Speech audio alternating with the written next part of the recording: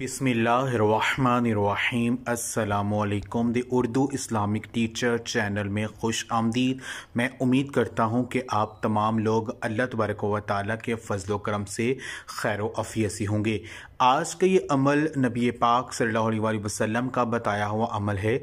हज़ूर नबी पाक सल्लल्लाहु अलैहि वसल्लम ने एक ऐसी ख़ास सूरा का पढ़ने के बारे में कहा है कि अगर कोई शख्स ये एक सूरा जो है इसको रोज़ाना पढ़ लेता है तो वो शख्स कभी भी गुर्बत का शिकार नहीं होगा, कभी वो उनके घर में रिज़्क़ में तंगी नहीं आएगी और इतनी ज़्यादा दौलत और रिज़्क़ उस शख्स को मिलना शुरू हो जाएगी कि वो शख्स गिनते गिनते थक जाएगा। ये आज का अमल नबी पाक सल्लल्लाहु अलैहि वसल्लम का बताया हुआ अमल है। मेरी बहन और भाइयों, अगर आप रिज़्क़ में तंगी का शिकार हैं, घर के मौली हालात ख़राब हैं, तो आज का ये अमल आप कर लीजिए।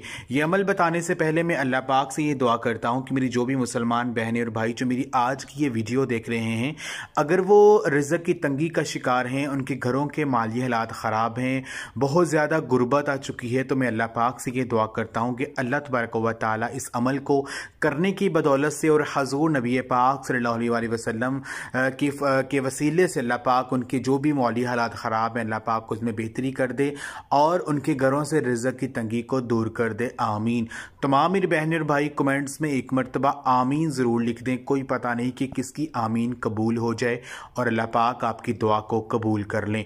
आज का ये अमल सूरत वाक़िया का अमल है। सूरत वाक़िया कुरान मजीद के पारा नंबर 27 में मौजूद है। सूरत वाक़िया के बारे में नबी पाक सल्लल्लाहु अलैहि वसल्लम ने फरमाया है कि जो शख्स हर रात को सूरह वाक़िया पढ़ कर सोता है वो शख्स कभी भी फ़िक्र फ़ाक़ा में मुब्तला नहीं होता है।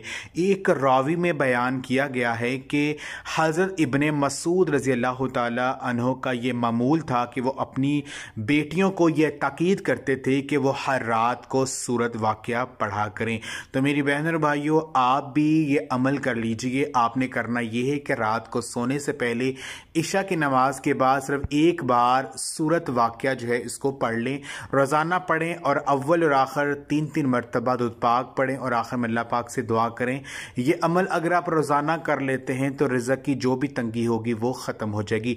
तो अगर आपके ऊपर बहुत ज़्यादा कर्जा चढ़ा हुआ है और वो कर्जा उतरने का नाम नहीं ले रहा है और आप किराए के घर में रह रहे हैं, अपना ज़ाती घर लेना चाहते हैं, तो आप बहुत ज़्यादा परेशान हैं, तो आपने करना यह है कि आपने सूरत वाक़िया को 41 दफ़ा पढ़ना है। आप ये अमल ख़ुद अकेले भी कर सकते हैं या आप कुछ अफराद घर के मिलकर बैठकर भी अमल कर सकते हैं। सूरत वाक़िया को 41 दफ़ा पढ़कर अल्लाह पाक से दुआ करें। यकीन कीजिए अगर आपके ऊपर कर्जा चढ़ा हुआ है वो भी उतर जाएगा। अगर आपका अपना ज़ाती घर नहीं है, आप किराए के घर में रह रहे हैं, तो अल्लाह पाक आपको आपका ज़ाती घर अता कर देंगे। तो ये अमल आप खुद भी करें और इस वीडियो को आप लाजमी शेयर भी करें। जज़ाकल्लाह।